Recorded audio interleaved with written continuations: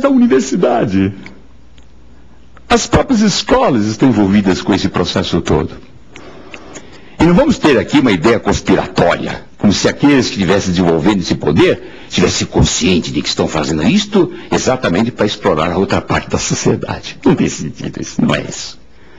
Mas eu não posso, claro, verticalizar mais o conceito do poder ideológico, que é muito complexo. Nós podemos ter várias e várias palestras em torno desse assunto.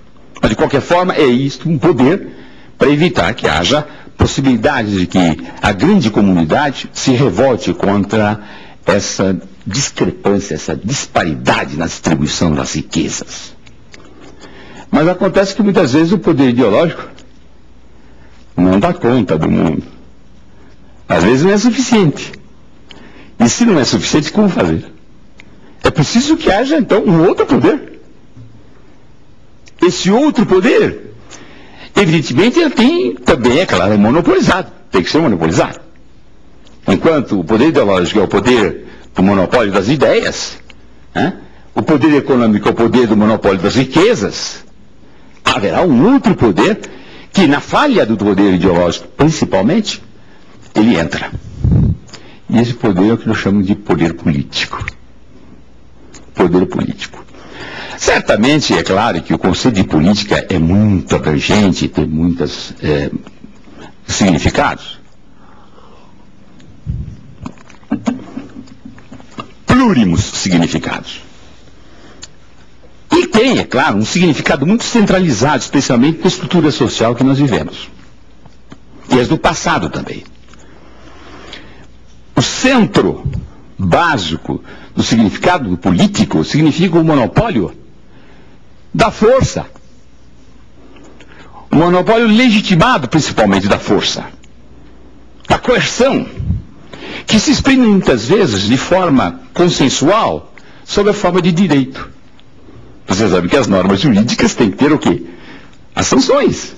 Não é? As formas pelas quais as normas jurídicas se impõem, muitas vezes. Não que as normas jurídicas sejam só assim. As normas podem ser diversos tipos de organização, normas de incentivo, de estímulo, normas premiais, mas o centro do sistema funciona em termos das normas que organizam a força. E, é claro, quando não dá certo, não é? O ocultamento ideológico dos problemas fundamentais e críticos da sociedade material, então não há dúvida. Entra-se a força, entra-se com a força.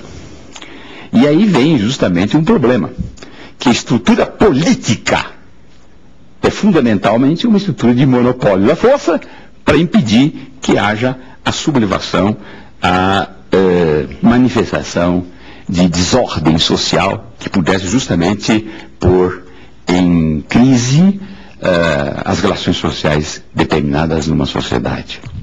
Esse é um ponto importante. Esse é o centro da questão.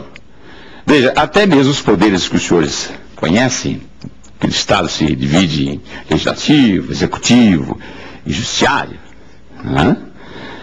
É o poder da força. São poderes políticos por quê, gente? Porque eles, na verdade, manipulam a força. O que é que está fazendo, por exemplo, o Poder Judiciário hoje? Aí, no Supremo Tribunal. Está determinando quem deve ser julgado e quem não deve. E se a pessoa dizer assim, não quero ser julgado, não tem querer, você vai ser obrigado a ser julgado. Ponto final. Isso não é exercício da força, da coerção, da coatividade contra a vontade da pessoa? É. Portanto, é um poder político, essencialmente político. É o poder judiciário. O poder legislativo não é um poder que exerce a força, pelo contrário, ele organiza a força através das normas que ele cria, das leis que ele define. O que é definir uma lei, basicamente? Se não organizar, tá certo? Mediante, é claro, as sanções eventuais. Quem não cumpre a lei, o que é que tem que fazer? Tem que haver, né, as sanções.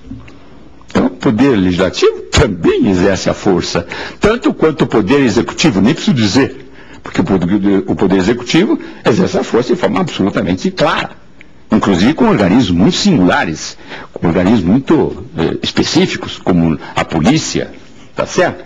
Como o exército, as forças armadas, e assim por diante. Vocês estão vendo, portanto, por isso que são os três poderes chamados poderes políticos. São políticos porque exercem o quê? O controle da força. Da força consentida inicialmente, legitimada pela essa dimensão ideológica, mas que pode, evidentemente, trazer problemas gravíssimos no plano social. Então, visto essa questão dos três poderes, é claro que o nosso problema fundamental é o poder político. Mas vocês vão verificar que o poder político não existe em si por si mesmo. E como estamos falando do Estado, eu tenho que dizer a vocês uma linha articulada, histórica, de como o Estado aparece. E, evidentemente, eu vou apresentar alguns conceitos que são inusitados. Primeiro, todas as sociedades tiveram organização política? Sim, tiveram.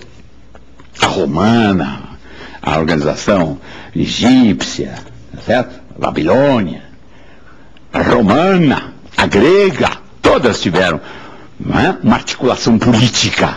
Portanto, evidentemente, não é, tem a força, exerce a força. Ora, então vocês vão dizer, não, então neste caso, essas organizações têm o seu Estado? Aí a resposta que eu digo, não. Eles têm organização política? Sim, claro. Senão não podiam manter estruturas sociais extremamente desiguais, como, por exemplo, a estrutura escravista. Ou a estrutura feudal. Até na estrutura feudal nós temos, então, exercício da força. Consequentemente, temos o quê, gente? Uma dimensão política, uma organização política. Mas essas organizações pré-modernas não são Estado. O Estado só aparece depois, na modernidade. Mas por que isso? Qual é a razão disto? E aí, então, eu vou tentar explicar muito rapidamente, vocês me perdoem, porque não dá tempo, né? O tempo é muito curto para a gente fazer uma análise mais aprofundada. Vou até só falar sobre a questão da Idade Média com a Idade Moderna, para ver esse transpasse. Esse transpasse, gente, tem, na verdade, uma dimensão histórico-social, econômica, extremamente sensível.